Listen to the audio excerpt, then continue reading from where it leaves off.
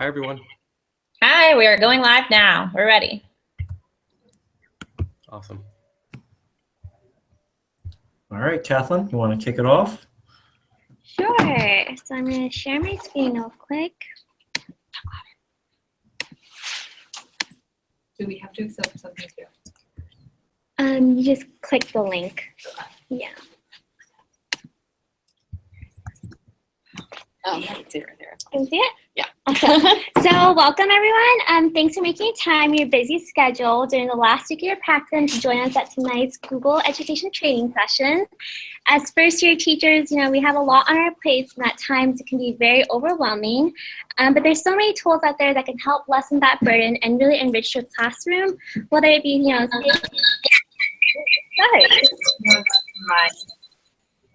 I think only one of us. Yeah, so if you just mute yours. Awesome. Thank you. So as whether it be simple time through various forms of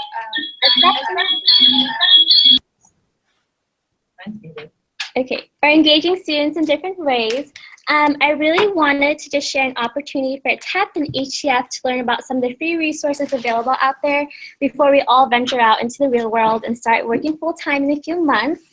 With that said, I'm really excited to have the opportunity to work with David, Crystal, and Sapan from Google Education and to prepare this training session and to introduce you to one of my personal favorite tools, G Suite.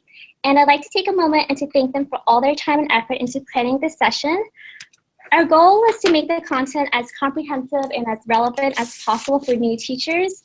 So these are the topics that we'll be covering today. We'll have an intro to Google for Education, talk about student collaboration engagement, enhancing authentic assessment, communicating, collaborating with peers, and free PD resources for new teachers. These are topics that we're going to be covering throughout this session. And if you have any questions throughout, just please chime in and ask. And I really hope you enjoy this session and find it useful. And I hope this will be the first of many opportunities for TEP and HGF to learn about EdTech tools. I'm going to pass on the mic now to David, and he's going to kick us off with some background into Google Ed. All right, thank you, Kathleen. And congratulations to all these newly minted grads of the Harvard Teacher Education Program. Really excited to be with you guys today and share a little bit more about Google for Education. I'll just take a minute to quickly introduce myself. I'm a program manager on the Google for Education team, and what I'll talk to you guys a little bit about today is what we do on the team, the tools that we've built, and our mission and our purpose for existing, which is really to help teachers and students redefine learning with these new sets of technologies that have really made waves in K-12 education. So let me just quickly share my screen as well. There'll be a lot of screen sharing back and forth, as you guys will see.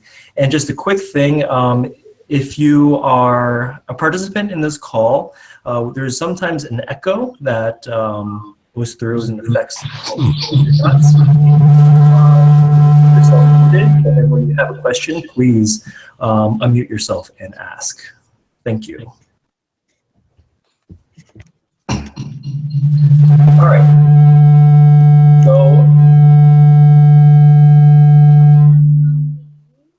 right. So I won't spend too much time going into what Google for Education does, because I know most of this call here today is about training and helping you guys understand how to use these tools in your new classrooms. But I'll just spend a little bit of background talking about Google for Education. And so in the last 7 or 8 years or so, we've really seen schools embrace education technology, and they've specifically really started to embrace a set of real-time collaboration tools.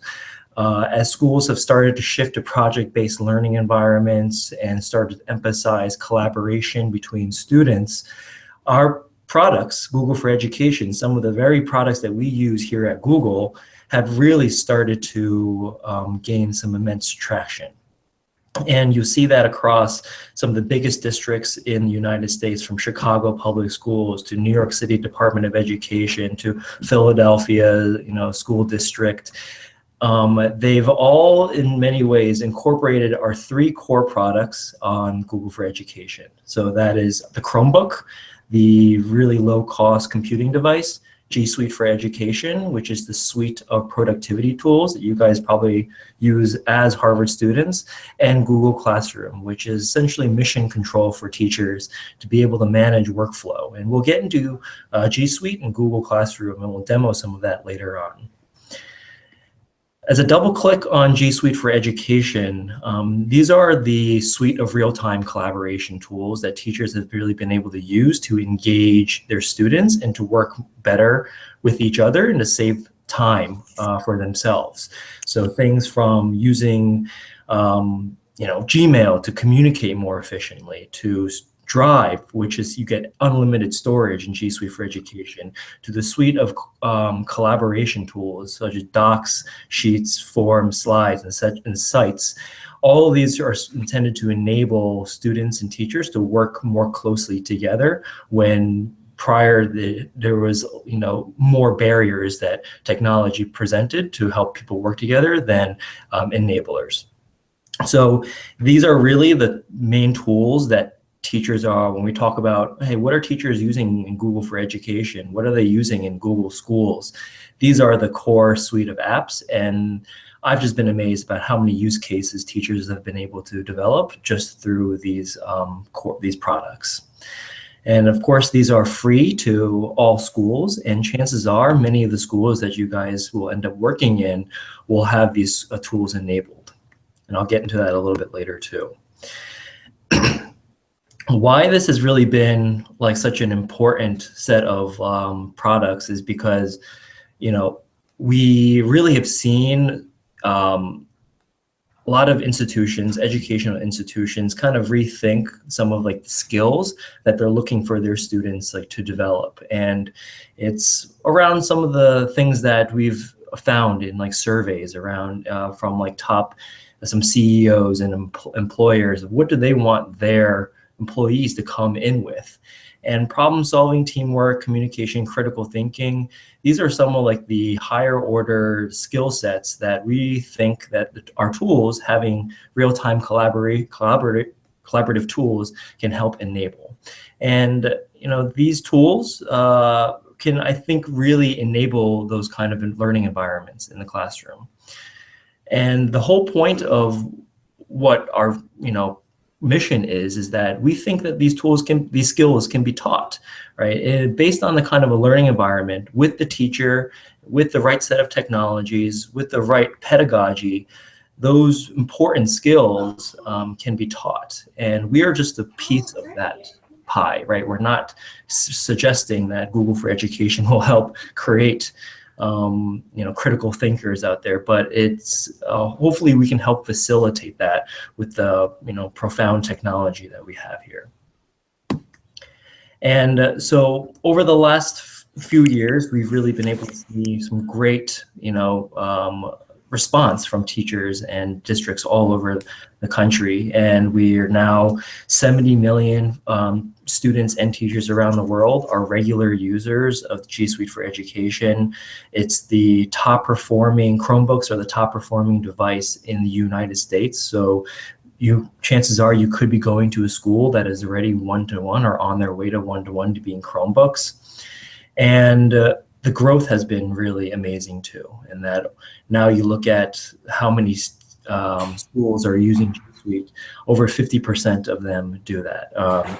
So the basic takeaway here is we're really excited to have so many teachers find great use out of these tools and really be able to in their classrooms.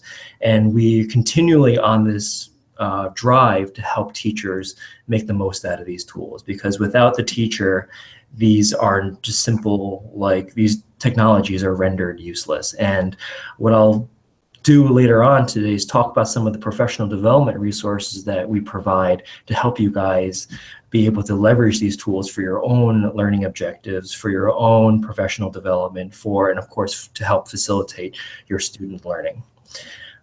So with that, I'm going to kick it off to the actual training part. And we have a really great training session in store. I'll let Crystal and Stepan introduce themselves, but we're really excited to show off some of these tools to you guys and how you can apply them for your classroom. Okay, so I'll start. Hi, everyone. I'm Crystal Ho. I am a technology integration coordinator at Hopkinton, Massachusetts. I'm K through 12, and our district is 1-to-1. And I'm also a Google certified trainer and innovator. So hopefully I can answer your questions. I'm going to demo some of the tools that we use in our district that are pretty popular. But feel free to just jump in and ask questions. You can chat it. You can unmute yourself and go live if you want. But I'm going to start sharing my screen so you can check out some of the things that we use. All right, so can everyone see my screen okay for Google Classroom? Yes. Awesome. Okay, so this is what a typical Google Classroom would look like on a teacher and a student end. It's very similar on both ends. So I'm in the teacher view right now, and I actually created classrooms for you to join if you choose. So let me pop into the slide deck in case you don't have it. And I tried to create ones for each of your content areas. So feel free to just go to classroom.google.com and hit the join button in the top right-hand corner. And it will ask you to join as a student. And if you feel like joining this now or later just to play with it, you can as a student, because I'll keep those up for you. So you can actually do this with your home Gmail account now. That's a new feature within Google Classroom. So if you want to join in, feel free. You can also log in as my demo student, which is that's really long student email with the password. And that will also let you get into my trainer account. So this will kind of give you a taste of what Google Classroom looks like. And I'm going to try to show you both if you decide to join in or if you don't. Then I can pop in back, okay? So once you get into Google Classroom as a student, and I see some people joining, awesome, then you can check it out and see what it looks like. So you typically, all students and teachers will hit the plus sign to join or create a class. So teachers have that option of creating a class. So you can see that I've created those 4 different content areas for you. And when I pop into one of the classes, these are the different tiles. So I get to create this class, and it's pretty easy to set up. This little gray folder actually is connected to your Google Drive for student and teacher, where all the content is stored when you're posting information. And when I pop into the class, it's pretty easy to use as a teacher. So the first menu that I'm on is the stream menu, which is kind of like a blog. This is where I post all of my announcements or homework assignments. I can pop into the student feature, and I can invite more students via the code. So you can see kind of the code over here, which I could just project on my screen and my students join that class. I also have this new feature, which is allowing guardians to subscribe to my class and kind of get updates for their child that's actually in my class. And then in the About section is where I kind of describe my class, and I kind of put resources almost like a website that's very static. So I can say, like, this is the YouTube video for this unit, or these are, this is where I would put my syllabus or my resources, if that helps. So typically most teachers, they will post all of their information and use the stream as the biggest functionality within Google Classroom. So you have to think of what you want to use your classroom for. So typically we have classrooms obviously for our classes, but we create these specific classrooms also for professional development. So in my position, I do a lot of PD for students and staff. So I'll just create a classroom so I can give them the information. And that's kind of our workflow, is when someone finishes it, or if I'm giving updates, everyone will get that update at the same time. We also have a communication portal. So for every grade level, we have a classroom set up for them. So grade 9 communication tile would be set on the front screen, and I would post announcements for the class of grade 9, for example. So it's pretty easy to use. If you joined one of the classes, you'll get an idea of what this looks like. So as a teacher or the administrator of this class, you can have up to about 22 teachers that help you admin or collaborate. So that's really nice with co-teachers. And as a teacher, you'd come over here in the bottom right, and you have some features down here. So when I hover over the plus sign, it says I can create an announcement, an assignment, a question, and I can reuse a post, which is really handy when I archive classes at the end of the year. So the top ones would probably be these 2, I would say, the announcement feature. So I can just ask my class a question about anything. I can post information. So I can say for homework, here is an article. Whoops, correcting part today, to read. And then here are my options down below. So I can attach anything from my computer, from Google Drive. I can easily search something from YouTube and just post the URL. And I can also add hyperlinks. So I have a hyperlink to a document that I can post to my class real quick. And it just posts easily. And I can add multiple links as I want. So if I had a Google form that I wanted my class to fill out, I typically would put it in an announcement feature, and I'll show you why in a little bit. So I can have as many links as I want right here. And then I have the feature of posting, scheduling it, or just saving it as a draft to come back to later. So as soon as I post, it should post on my student screen as well. It's pretty automatic. And then they would have that feature right within here.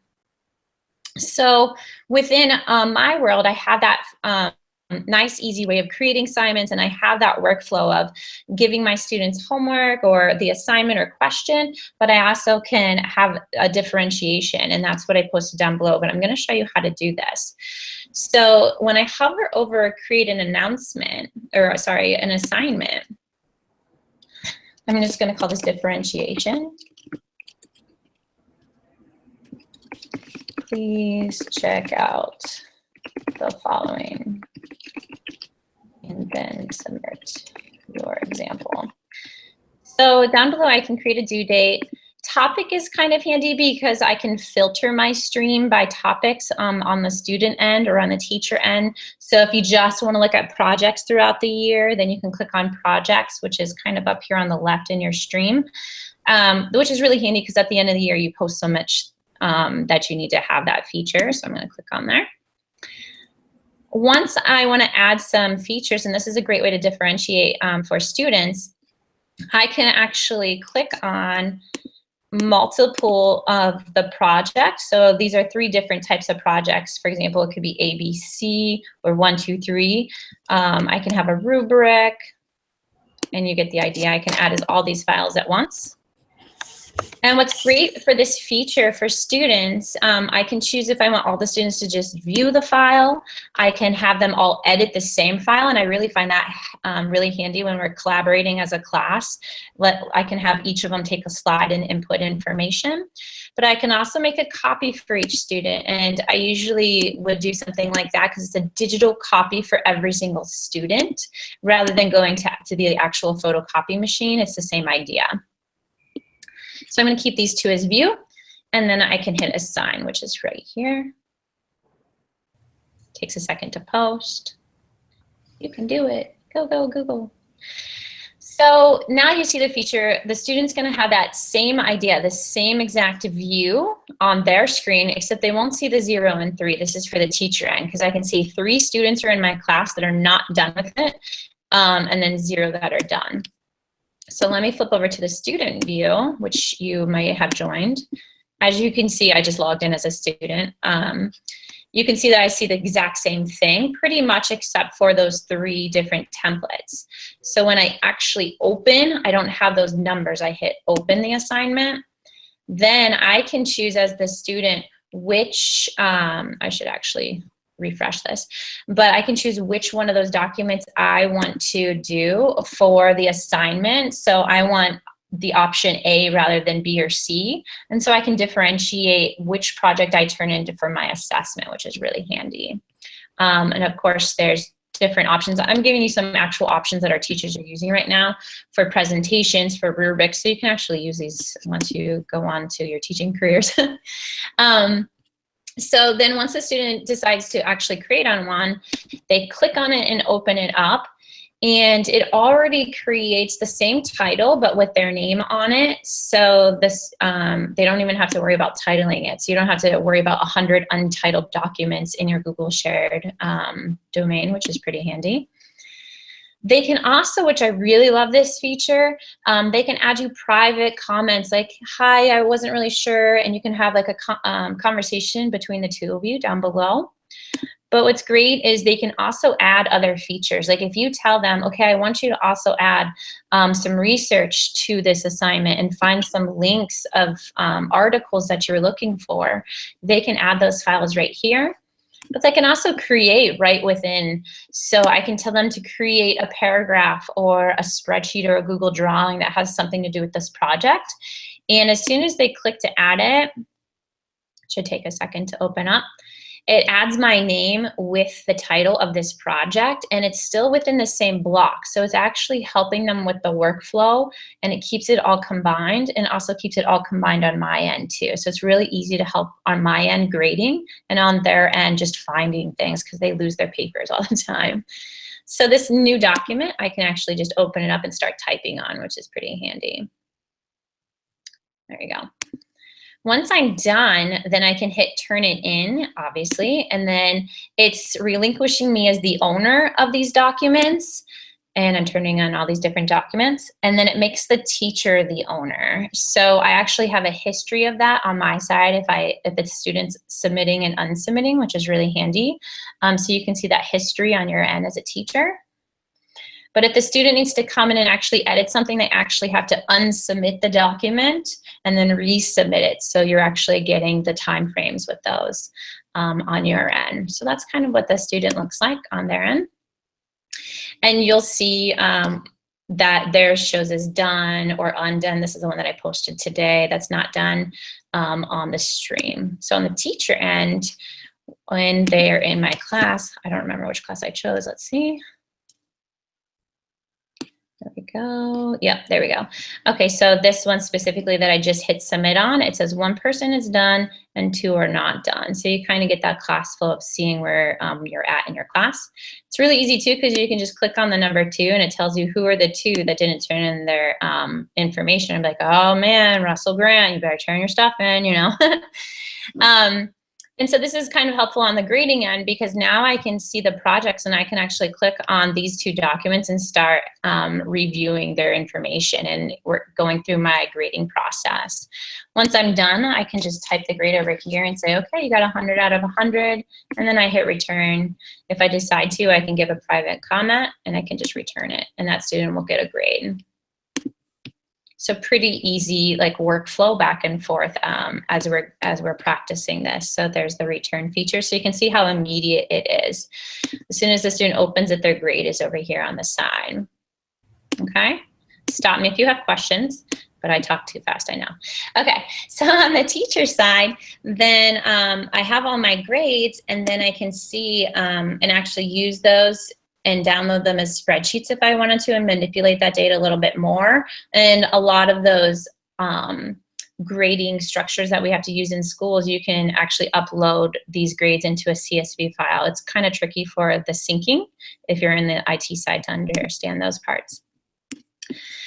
Okay, so going back into Google Classroom, so those are the basics of what we do typically for assignments. We really like to use the new feature of creating a question because you can have these nice open-ended questions like, why is the sky blue, if you decide to do it? And they have 2 features. You can have a short answer feature and you can have a multiple choice feature.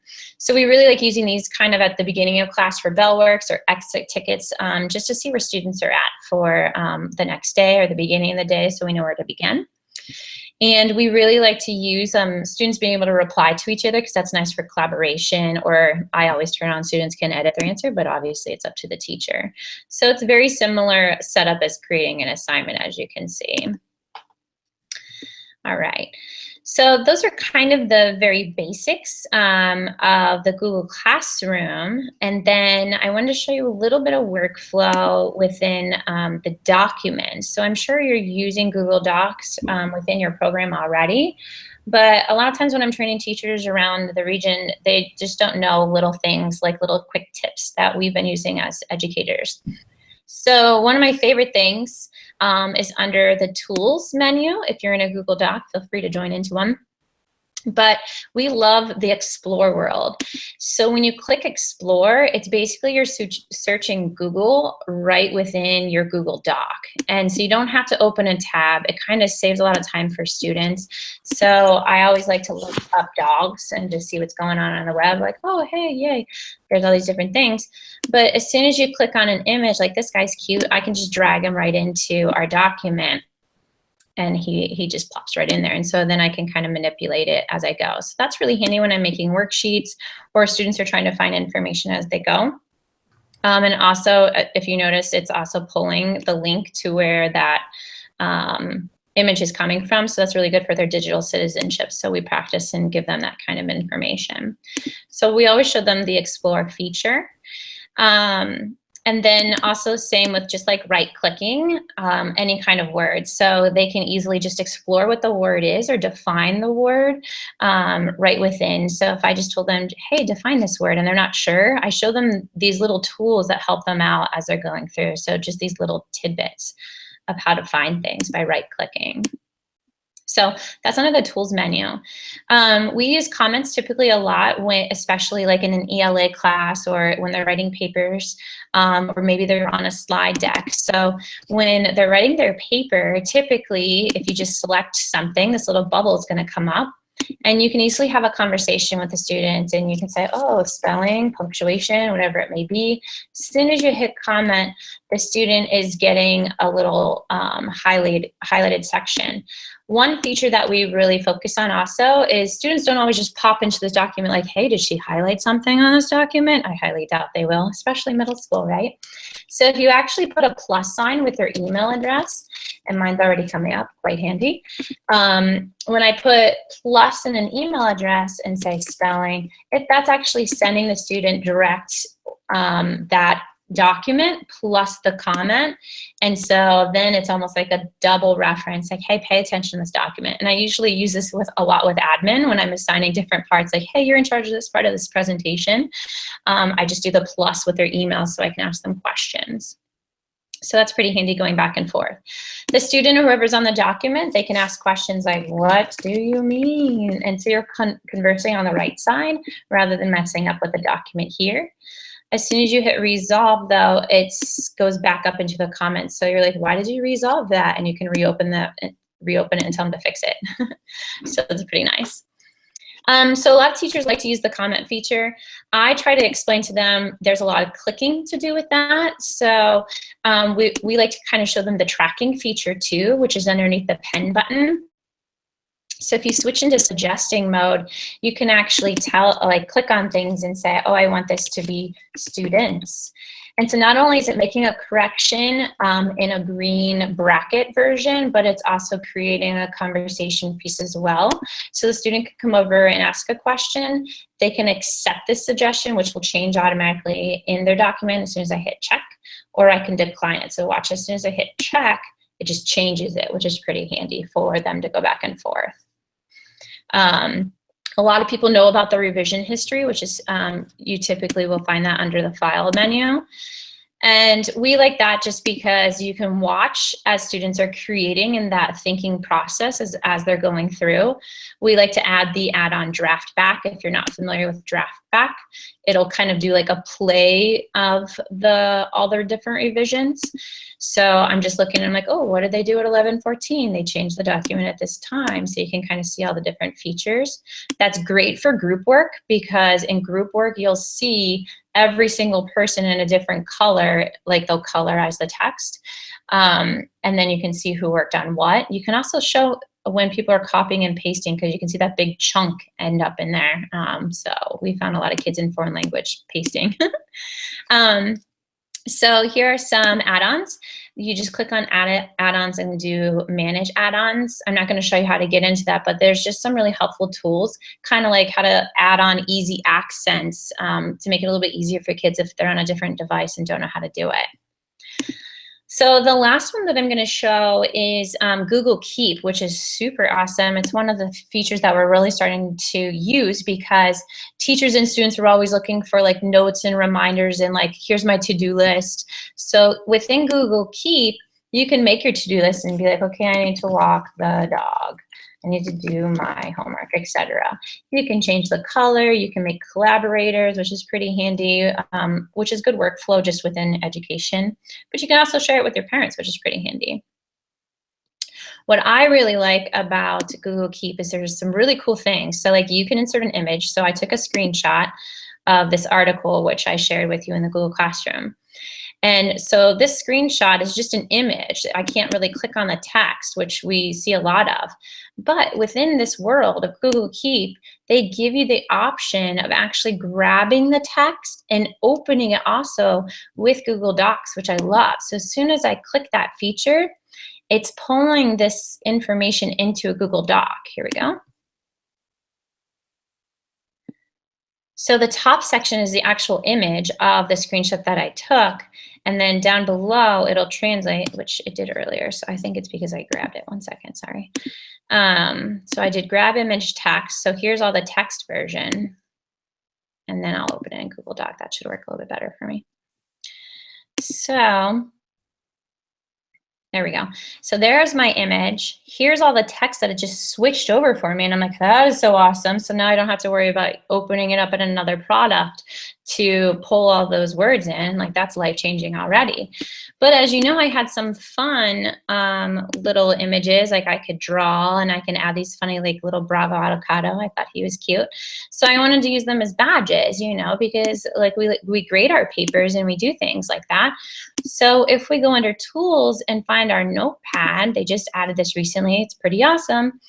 I can drag and drop any of these things in and make it a little stamp and be like, hey, good job guys, bravo avocado, you know? So a whole bunch of cool features that they're adding and just to make our lives a little bit easier right within our Google world. One thing that I noticed recently that our teachers didn't realize, and so I thought I'd share with you today also, I mean, you probably get the idea of where you can share and get the shareable link if you need to share with outside of your domain. But there's always advanced features, and if you notice way at the bottom of your shared window, some people don't even realize it's here, but you can actually prevent editors from having access to that document or downloading or printing it or copying it, which is great for assessment pieces or when we're working with IEPs or just information that we really don't want shared. So make sure that you disable those also when you're working just within your world. Okay?